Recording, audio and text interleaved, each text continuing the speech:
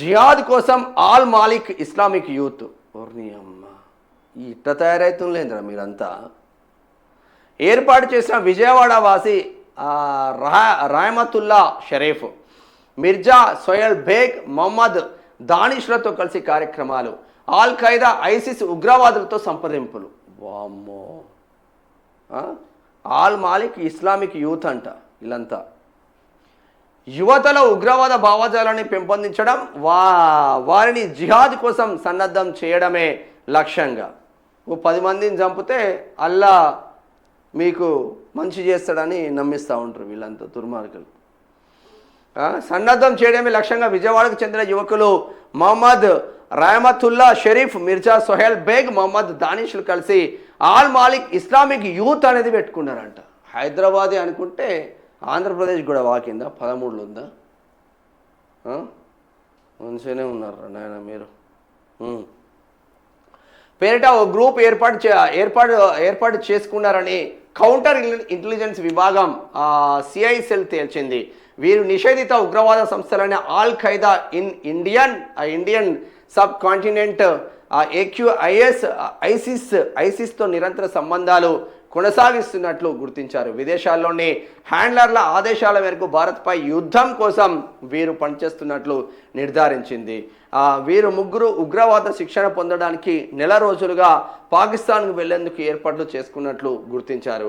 విజయవాడలోని వేర్వేరు ప్రాంతంలో వీరిని సోమవారం అదుపులోకి తీసుకున్నారు. విద్వేషపూరిత ప్రసంగాలు చూసి విజయవాడలో ఓలా ర్యాపిడో బైక్ డ్రైవర్గా పనిచేస్తున్న మొహమ్మద్ రహమతుల్లా అంతర్జాతీయ ఉగ్రవాద సంస్థల నాయకుల విద్వేషపూరిత ప్రసంగాల వీడియోలు చూస్తూ ఉగ్రవాద భావజాలం వైపు ఆకర్షితుడయ్యాడు. లేజర్ మార్కింగ్ పనిచేసే భవానీపురానికి చెందిన మొహమ్మద్ దానిష్, బిర్యానీ పాయింట్లో పనిచేసే మాంతిపురానికి చెందిన మిర్జా సోహెల్ బేగ్లతో కలిసి జిహాదీ కార్యకలాపాలను విస్తృతం చేశాడు. విదేశీ హ్యాండ్లర్లైన ఆల్ హకీమ్ షుకూర్తో రాయమతుల్లా సామాజిక మాధ్యమాల ద్వారా పరిచయం పెంచుకున్నాడు. అతని ఆదేశాలతో ఏక్యూఐఎస్తో సంబంధాలున్న బీహార్కు చెందిన షాద్మా దిల్కుష్, హైదరాబాద్కు చెందిన సైదా బేగంతో చేతులు కలిపారు. హైదరాబాద్ లేకుండా కార్యకలాపాలు జరగవు. వచ్చింది హైదరాబాద్కు చెందిన సైదా బేగం అంట.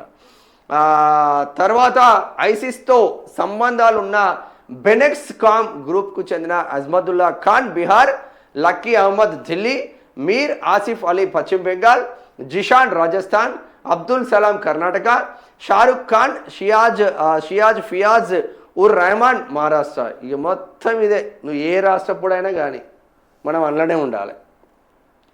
సహా పలువురితో సంబంధాలు పెట్టుకున్నారు. వీరు భారత్ను ఇస్లామిక్ రాజ్యంగా మార్చాలన్నదే తమ లక్ష్యమని ప్రకటించుకునేవారు.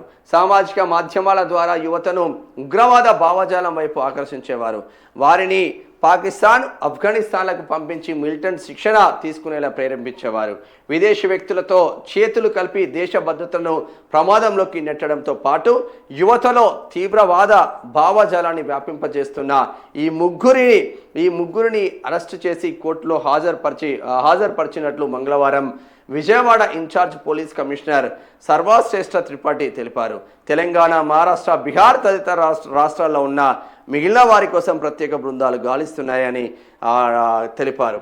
నిందితులకు కోర్టు వచ్చే నెల 6 వరకు రిమాండ్ విధించింది. ఏం పండ్రా అంటే జిహాద్.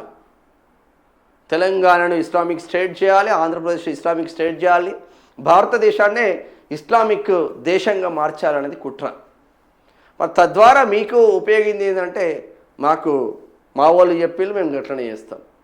ఆడు తెలంగాణ హైదరాబాద్లో ఉన్నాడు కంటే, విజయవాడలో ఉన్నాడు కంటే, బీహార్లో ఉన్నాడు కంటే, మహారాష్ట్రలో ఉన్నాడు కంటే, ఉత్తరప్రదేశ్లో ఉన్నాడు కంటే, జమ్మూ కాశ్మీర్లో ఉన్నాడు కంటే. మరి ఈ ముస్లిం లీడర్లు వీళ్ళని ఏ విధంగా మభ్యపెడుతున్నారంటే ఇక మొత్తం మనమే చేసుకోవాలి రాబాయ్, తప్పేం లేదు అనే కోణంలో మభ్యపెడుతున్నారు. ఎటు పోతుందో